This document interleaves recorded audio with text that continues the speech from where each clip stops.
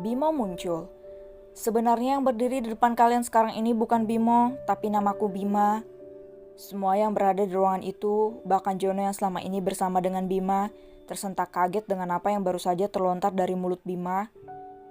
Apa maksud perkataanmu ini? Kamu bukan Bimo. Kamu jangan bercanda pada situasi seperti ini, Bimo.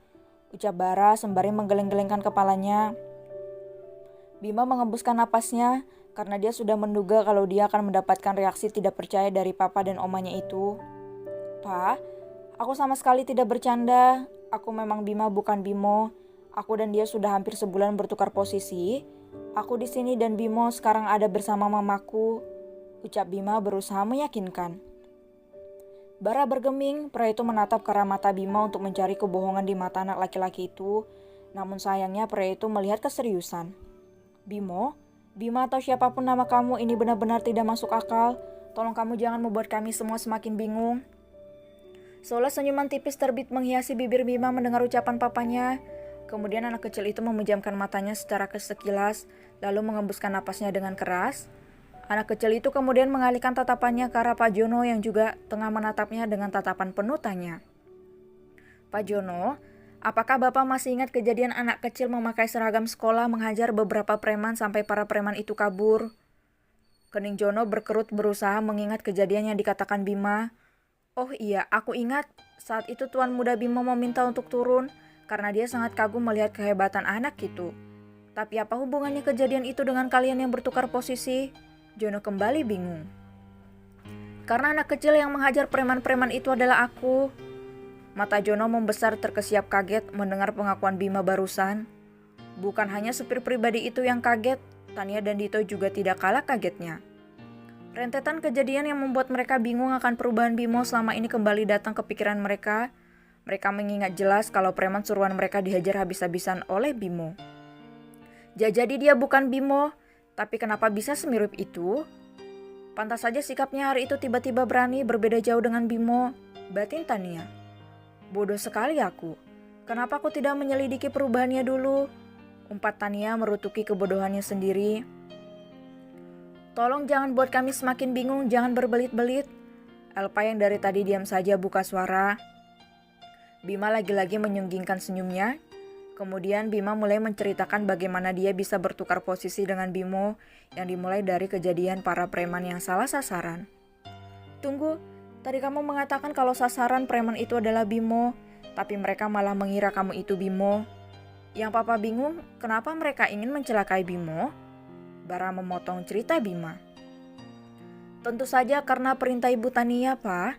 Dia sangat iri karena papa mengistimewakan Bimo dibandingkan Tristan. Aku tahu itu karena salah satu preman itu menyebut nama Ibu Tania. Jelas Bima membuat Bara kembali mengepalkan tangannya, menatap tajam ke arah Tania yang langsung menundukkan kepalanya. Jono, kamu lihat dulu ke depan. Kenapa polisi lama sekali datangnya? Karena aku takut hilap melenyapkan nyawa dua orang itu. Tita Bara membuat Tania dan Dito semakin ketakutan. Sekarang kamu lanjutkan cerita kamu. Tita Bara lagi setelah Jono melangkah keluar. Alasan aku mau bertukar posisi dengan Bimo selain karena aku ingin merasakan kasih sayang seorang ayah.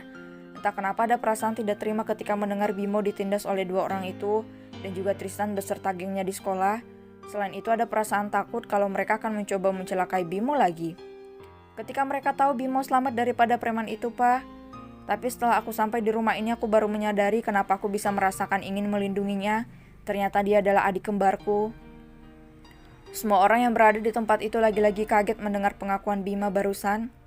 Saudara kembar? Gumam Bara dengan suara yang sangat lirih. Iya, Pak.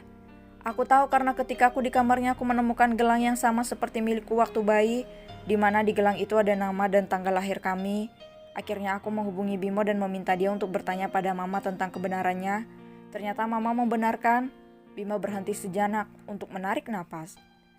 Satu hal lagi, Pak. Mama tidak pernah membuang Bimo. Justru Mama sampai sekarang masih mencari keberadaan Bimo dan berharap Bimo baik-baik saja. Saat itu di taman tempat Bimo hilang, Mama sedang membawa kami untuk menikmati suasana taman. Kata Mama aku menangis kencang karena takut mengganggu tidurku. Mama menjauh sedikit untuk mendiamkanku. Di saat Mama berbalik, Bimo sudah hilang.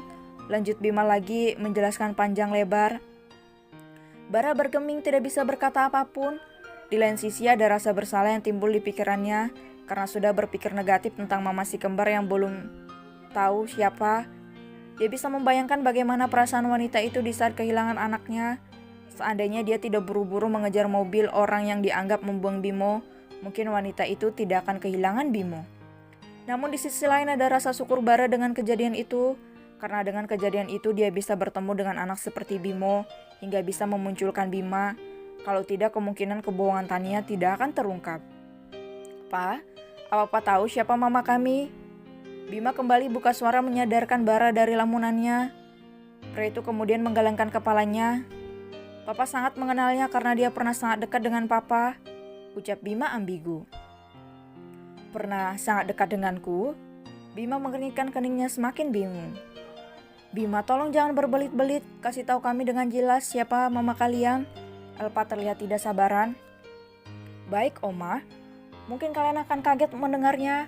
Kami dilahirkan oleh mama tanpa adanya dampingan dari seorang suami yang sudah menceraikannya, tanpa tahu kalau mama hamil saat diceraikan. Mama kami bernama Clara. Papa dan Oma pasti ingat nama itu kan? Duar, bagai petir yang menyambar di siang hari bolong. Semua yang berada di dalam ruangan itu benar-benar tersentak kaget mendengar ucapan Bima. Hahaha, kamu pasti berbohong, kamu sok mengaku-ngaku saja kan? Ternyata kecil-kecil kamu sudah licik. Pekik Tania memberanikan diri lagi untuk bersuara.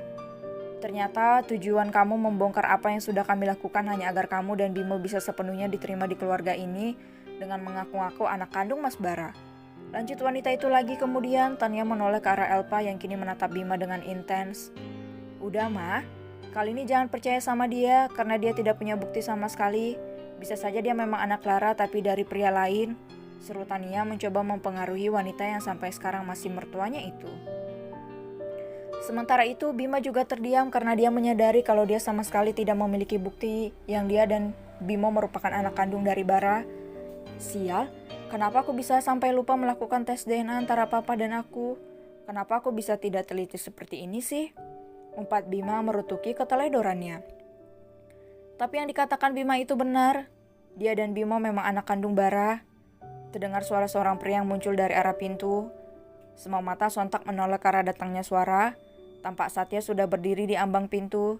Tidak beberapa lama dari belakang tubuh pria itu menyusul munculnya seorang wanita yang tidak lain adalah Arumi. Dan di samping Arumi berdiri anak kecil yang tidak lain adalah Bimo. Papa? Seru Bimo sembari menghambur ke arah Bara dan memeluk pria yang sangat dirindukannya itu. Bara benar-benar speechless. Saking kagetnya dia bahkan sampai tidak sanggup menggerakkan tangannya untuk membalas pelukan Bimo. Mata pria itu justru menatap Bima dan Bimo bergantian. Demikian juga dengan Elpa. Jangan lupakan Tania dan Dito yang benar-benar kaget melihat dua orang berwajah sama. Pantas saja aku bisa terkecoh. Mereka benar-benar identik, batin Tania. Papa? Aku rindu Papa. Bimo kembali bersuara menyadarkan Bara dari alam bawah sadarnya.